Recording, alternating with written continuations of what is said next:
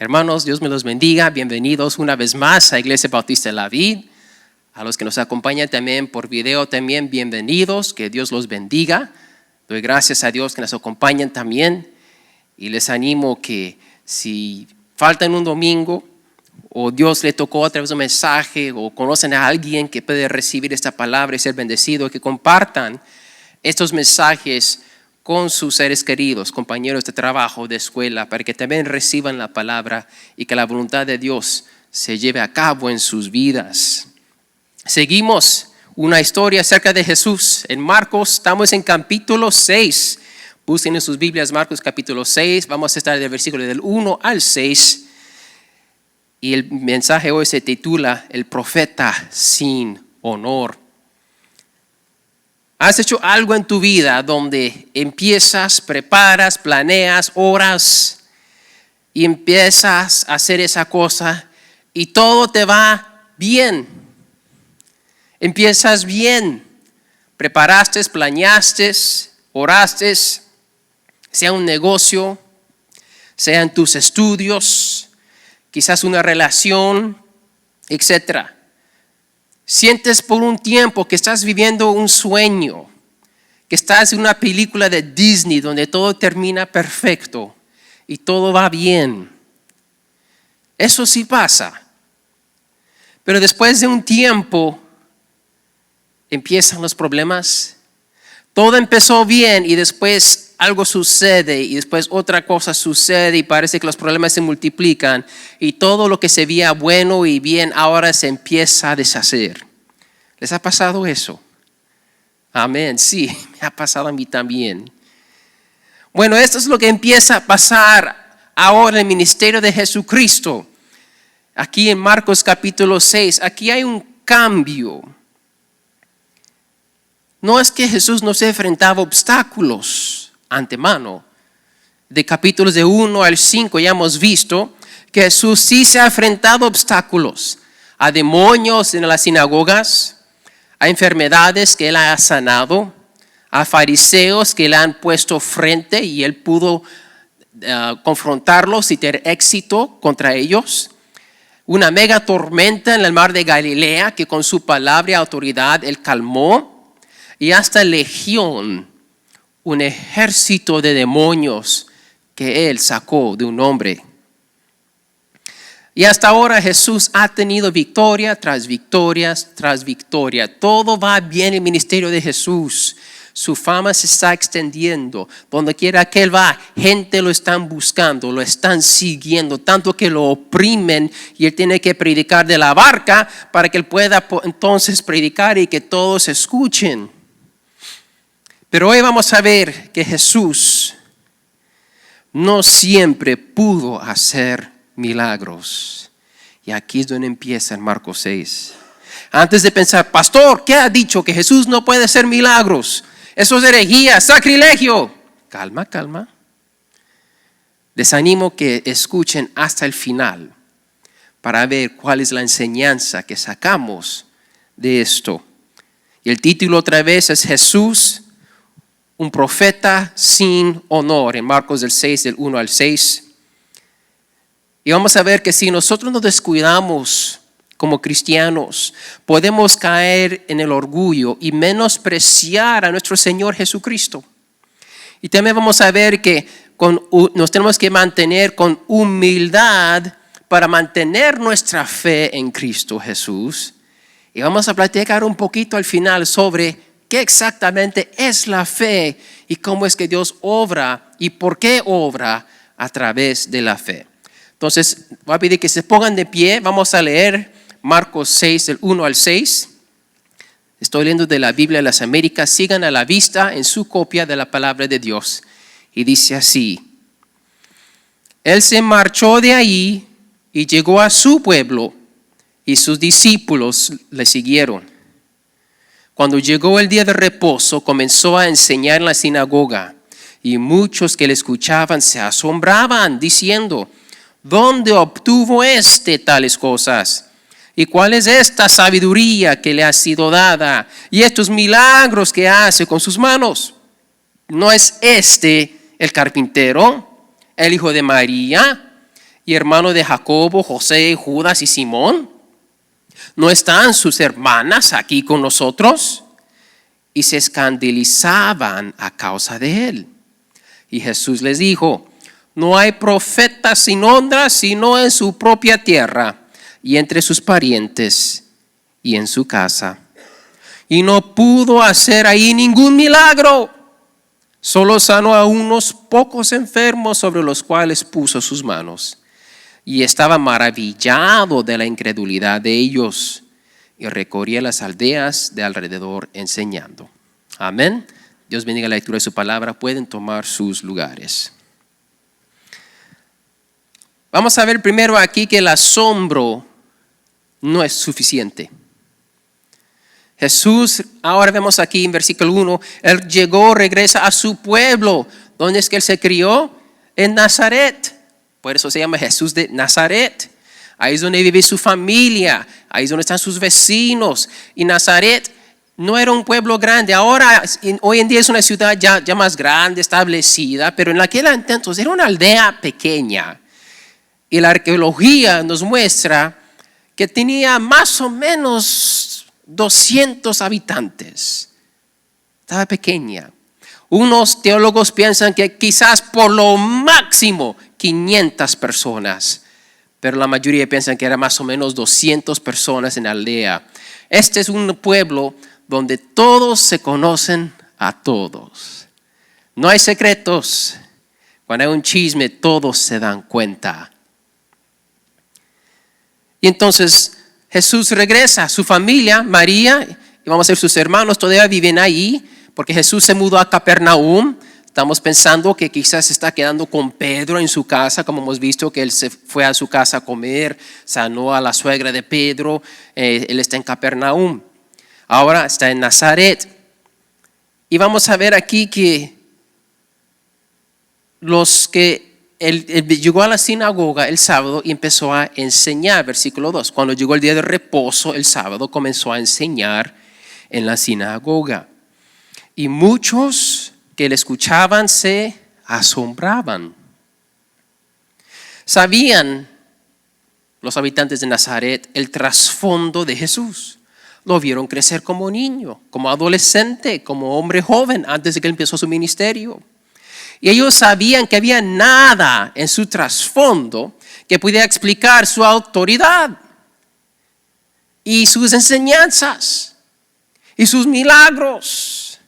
Conocían a Jesús y a su familia y para ellos él era nada especial, otro habitante de Nazaret. Por eso unos discípulos dijo: ¿puede algo bueno salir de Nazaret? Una aldea pequeña, no hay nada especial ahí. Una nota que aquí vemos en la palabra de Dios sobre la familia de Jesús. Aquí, ¿quién se nombra? Versículo 3. María, su madre, y sus hermanos por nombre. ¿Cuántos hermanos tenía Jesús? 4. Jacobo, José, Judas y Simón. Versículo 3. ¿Y cuántas hermanas? Por lo menos 2, porque dice hermanas, no dice cuántas. Y no dan sus nombres, y tradicionalmente si no se da el nombre de la mujer es porque ya está casada, ya tiene esposo, ya tiene familia.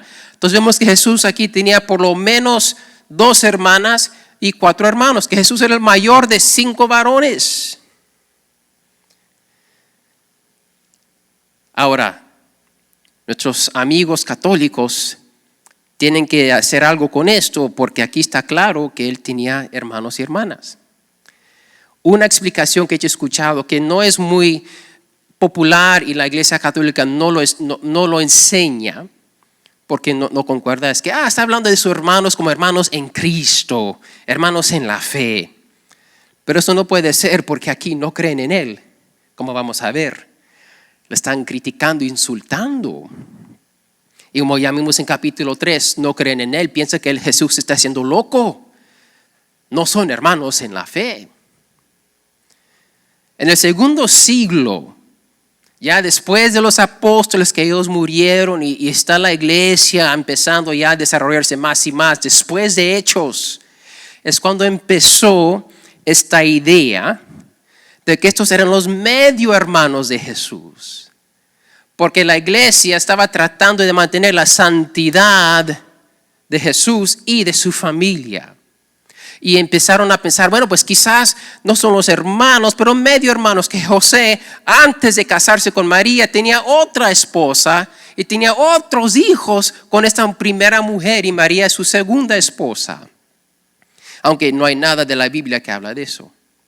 Pero le siguieron la onda porque en el cuarto siglo surgió la doctrina de la virginidad eterna o perpetua de María. Eso vino después.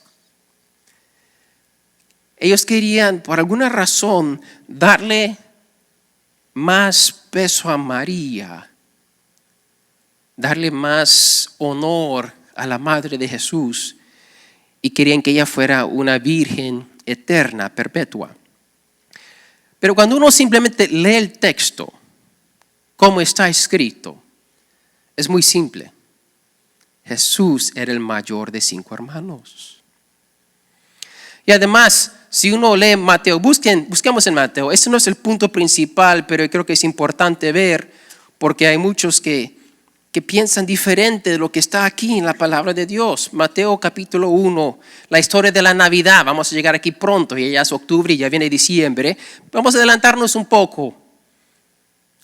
José se da cuenta que María está encinta. Ella dice, José no fue un hombre, fue el Espíritu Santo. ¿Quién le va a creer el cuento? Es José, porque la ama, la quiere dejar, la va a despedir. José tiene una visión y Gabriel le dije, no, si es del Espíritu Santo, va a ser el Mesías, cásate con ella, manténla pura. Y después que José se levanta, versículo 24 dice, 1:24 Mateo, y cuando despertó José del sueño, hizo como el ángel del Señor le había mandado y tomó consigo a su mujer y la conservó virgen hasta que dio luz un hijo. Y le puso nombre Jesús. ¿Hasta cuándo la conservó virgen? Hasta que después que Jesús nació. ¿Qué da a entender esto? Que María no se quedó virgen. Jesús nació de la Virgen María, pero después, como cualquier pareja casada, tuvieron relaciones íntimas y tuvieron hijos. Y no hay nada ahí que destruye la santidad de Jesús o de la sierva que Dios usó para traer el Mesías al mundo como hombre. Y vamos a ver que todos sabiendo que Jesús no era el hijo de José, era considerado María como una mujer no santa, no buena. Porque vamos regresando a Marcos 6, que cuando ellos dicen a Jesús, dicen, oye, ¿y no es este el carpintero, el hijo de María? Saben que eso no es normal en la cultura judía. Siempre se describe la persona por el hijo del padre, no la madre. Esto no es normal, es casi como un insulto. Dice, es hijo de María, no de José. José no es su padre, es de esta mujer que fue infiel a su esposo, pero su esposo tuvo misericordia y todavía se casó con ella. No es hijo de José, es hijo de María. Ilegítimo. Lo llaman por el nombre de su mamá, no su papá.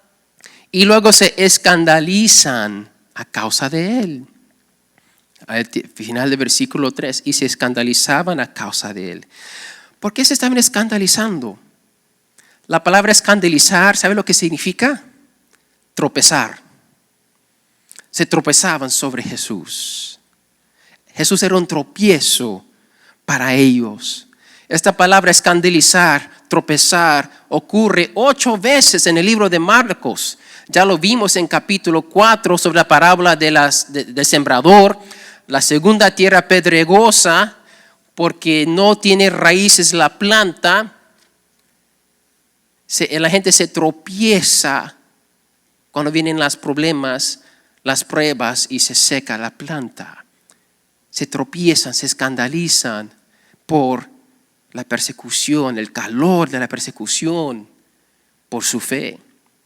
Cada vez que se usa esta palabra en Marcos es algo negativo.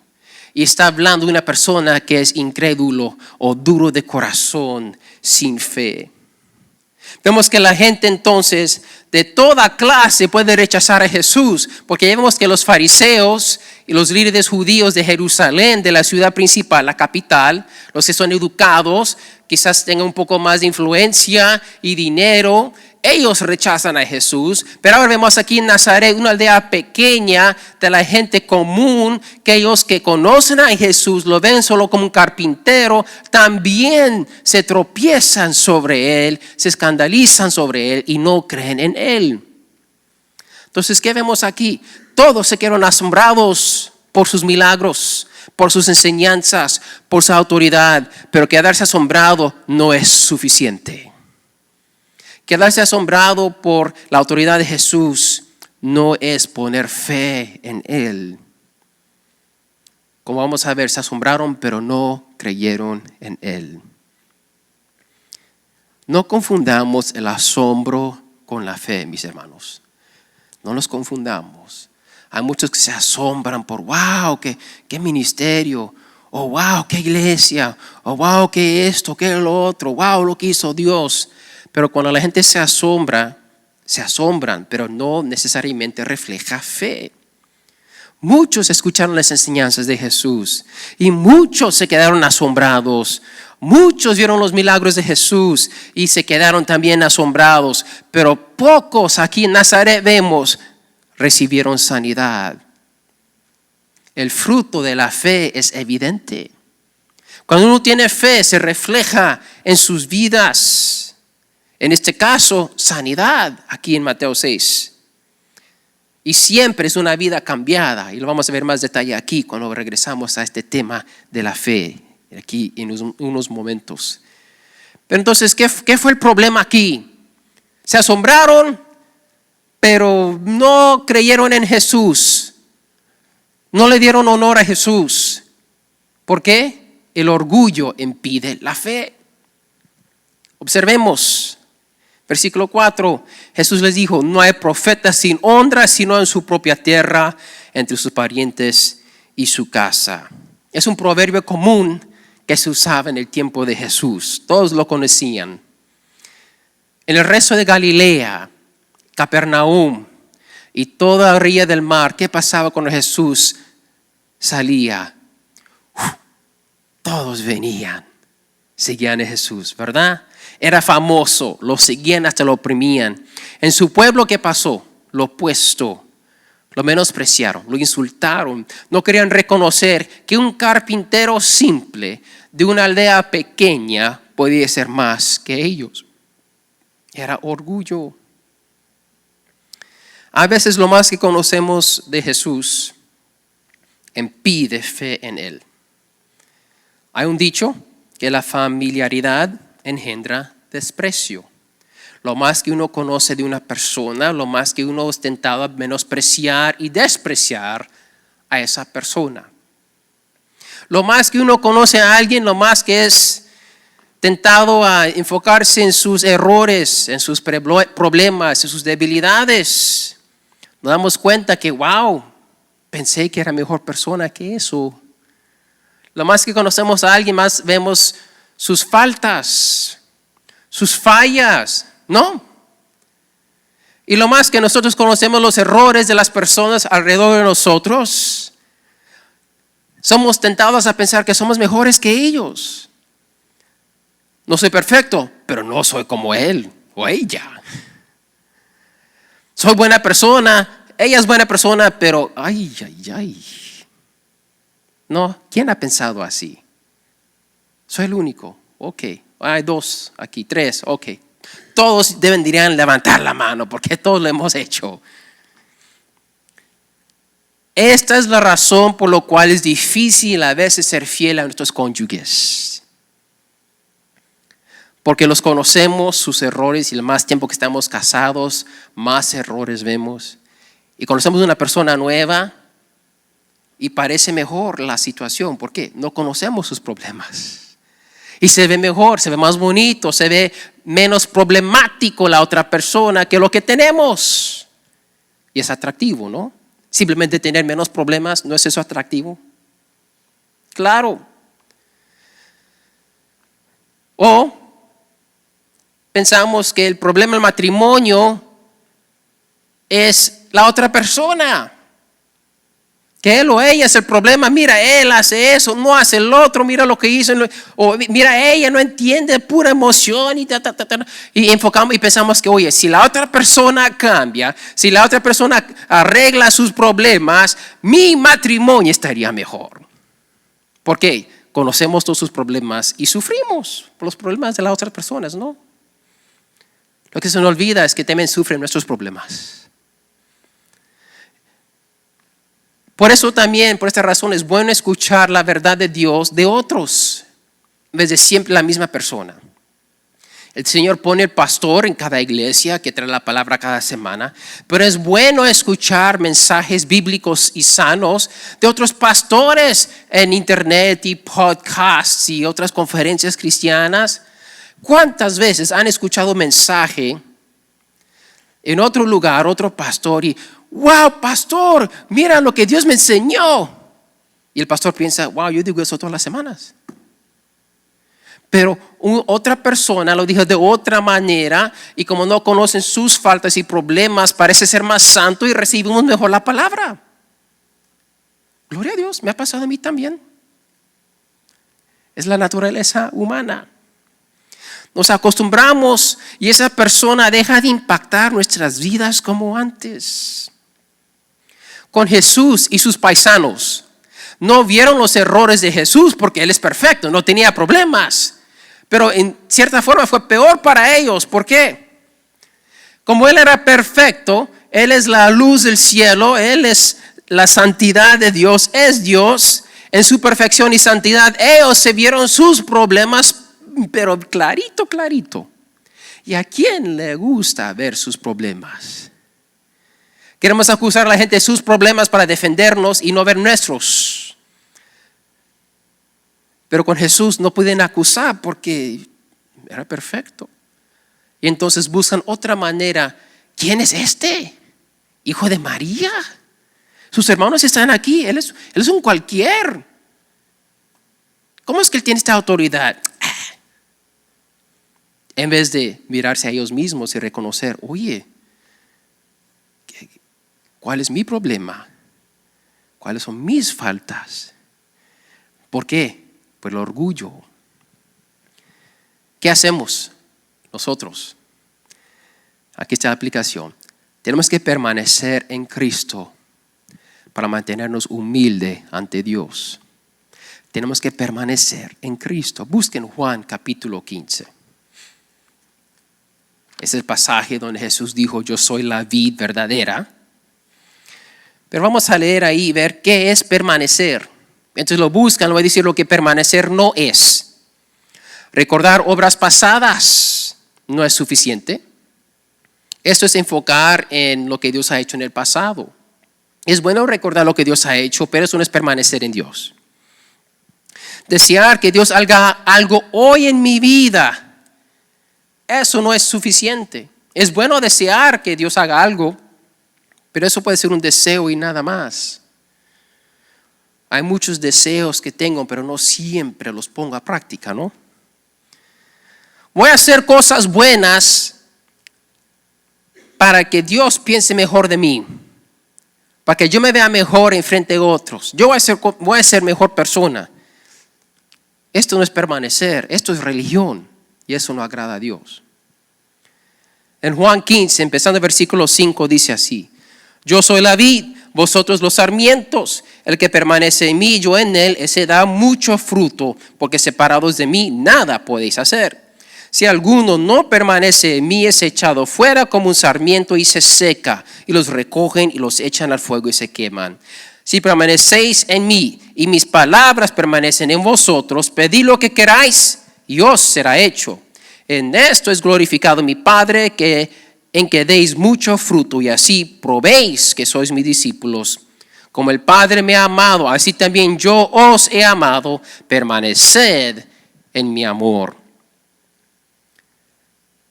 Permanecer en Cristo es permanecer, como hemos leído, en su palabra y en su amor. Permanecer en Cristo, en la persona de Cristo, permanecer en Él es permanecer en su palabra y su amor. Ok, pausa por un momento. ¿Cómo se hace eso? ¿Cómo se permanece uno en la palabra de Jesús, en su amor? Para permanecer, aquí me voy a quedar, aquí voy a permanecer, de aquí no me muevo. ¿Cómo hacemos eso? Bueno, permanecer en las palabras de Cristo es vivirlas, hacerlas. Yo voy a permanecer en las palabras de Jesús, en la palabra de Dios. Yo lo voy a hacer. Me voy a llenar de su palabra, va a ser alimento para mi alma y voy a tener fuerzas para hacer lo que Dios me manda hacer. Eso es permanecer en Cristo. Y para permanecer en el amor de Cristo es igual. Es guardar sus mandamientos. Pastor, ¿dónde dice eso? Buena pregunta. Un capítulo antes, en Juan 14, versículo 15. Este versículo es corto, pero picoso. Dice, si me amáis, guardaréis mis mandamientos. Ay, caray. ¿Cuántos aquí dirán, yo amo a Dios? Bueno, si no guardamos sus mandamientos, ¿qué dice? No amamos a Dios. Cuando pecamos, cuando desobedecemos, no estamos amando a Dios. Está clarito aquí. Eso es como permanecer en Cristo. Vivir su palabra. Amarle es obedecer su palabra. ¿Y qué es la conexión aquí? La obediencia a Jesús. Cuando permanecemos en Él, esto nos guarda de menospreciarle o despreciarle. ¿Saben por qué? Nos mantiene humilde ante Él. Nos mantiene humilde. Lo opuesto de los nazarenos que fueron orgullosos. Nadie que busca a Dios de corazón puede mantenerse orgulloso. Nadie que busca la presencia de Dios de corazón puede mantener un corazón orgulloso. Humildemente nos sometemos a Jesús, pase lo que pase. Con humildad obedecemos su palabra, sea fácil o difícil. Queremos un corazón humilde, blandito y sometido para no hacer el error de los nazarenos aquí. Para no menospreciar a Jesús, pero ser fiel y humilde ante Él. Entonces llegamos al final aquí, sobre la fe, versículo 5. Y no pudo hacer allí ningún milagro. Wow. ¿No acabamos de ver que Jesús pudo calmar la mega tormenta? Que Jesús pudo con su palabra tener dominio sobre la legión y las enfermedades.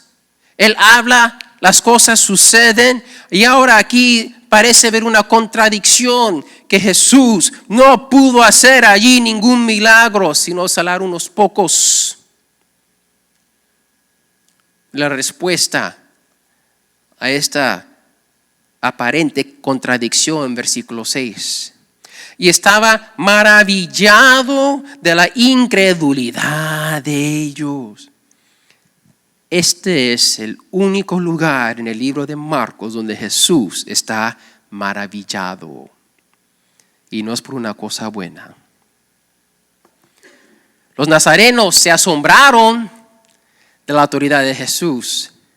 Pero Jesús se maravilló de su falta de fe. Entonces aquí ahora vemos una conexión entre la incredulidad y la obra de Dios. Cuando hay fe, se ve el resultado, hay evidencia de fe. Cuando no hay fe, bueno, no se ve el resultado porque no lo hay, no hay semilla allí.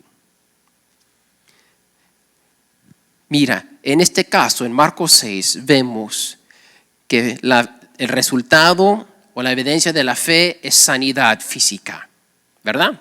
Clarito ahí, capítulo 6. Pero en cada caso bíblico y hoy en día, una vida cambiada hoy y la promesa de la vida eterna, esa es la evidencia de fe. En cada caso de una fe genuina, fe resulta en una vida fructífera. ¿Verdad? Es la visión de esa iglesia, reproduciendo vidas fructíferas. ¿Qué es una vida fructífera? Un carácter cambiado.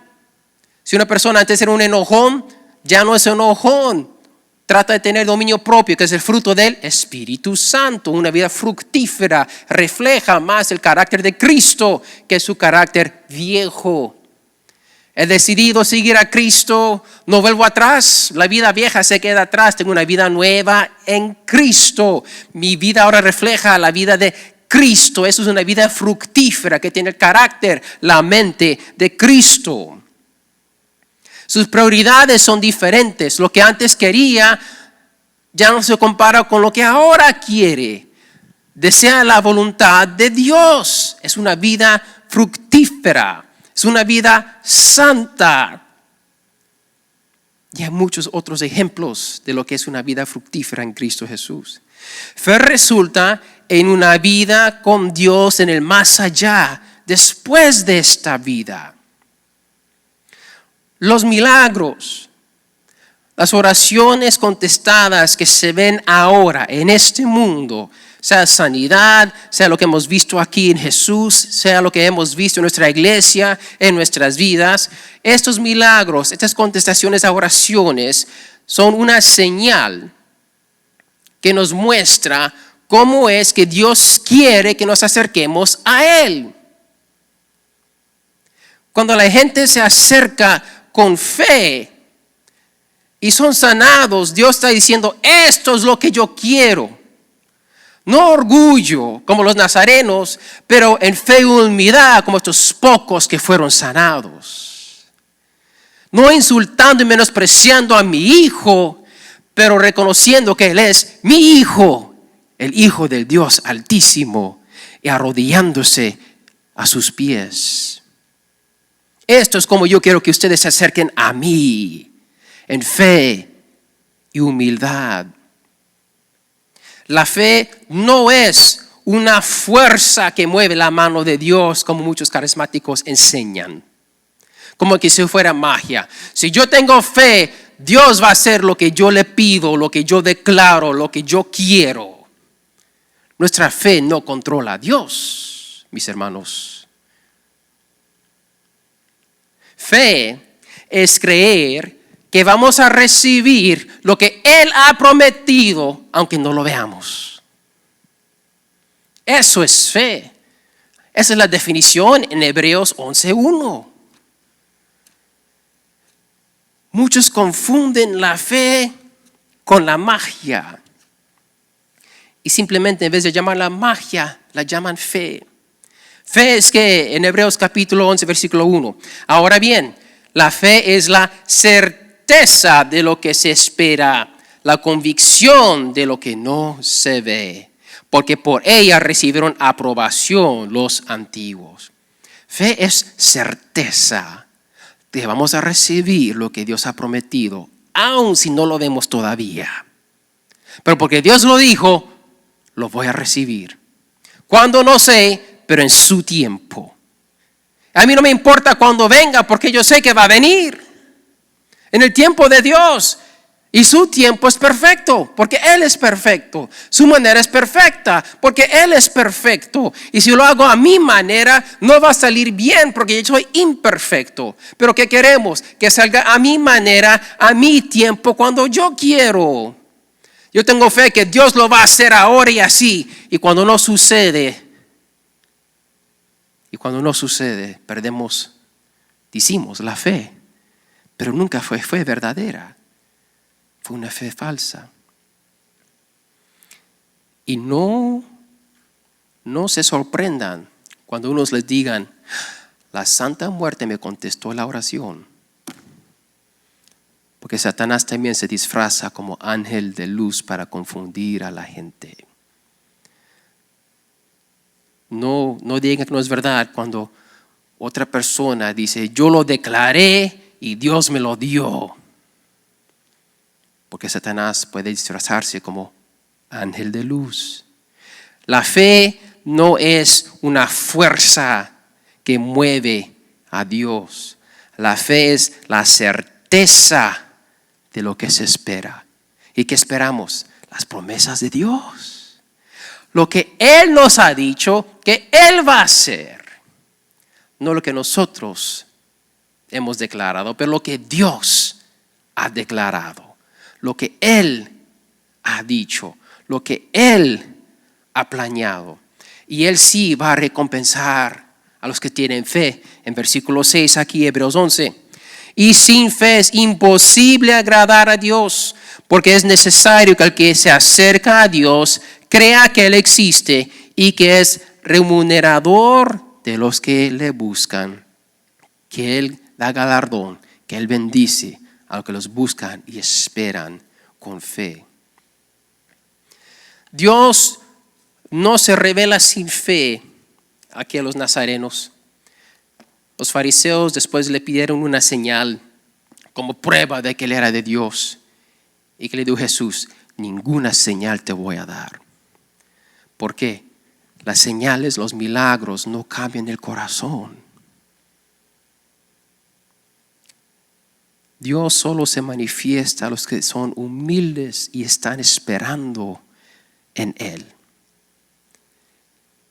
Hay muchas promesas que nosotros podemos esperar en Dios. Las palabras están llenas de ellas. Vamos a tener la certeza de que las tenemos. Quizás Dios va a obrar como pensamos, quizás no. Ese no es el punto. El punto es, Él es fiel. Jesús es nuestro Señor. Y Él va a darnos todas las cosas que Él ha preparado. Y podemos tener esa certeza. No lo dudemos. No desanimemos. Tengamos corazones humildes. Aprendamos de los nazarenos, de su familia, que me lo menospreciaron. Seamos como esos pocos que tuvieron fe y recibieron sanidad física y eterna.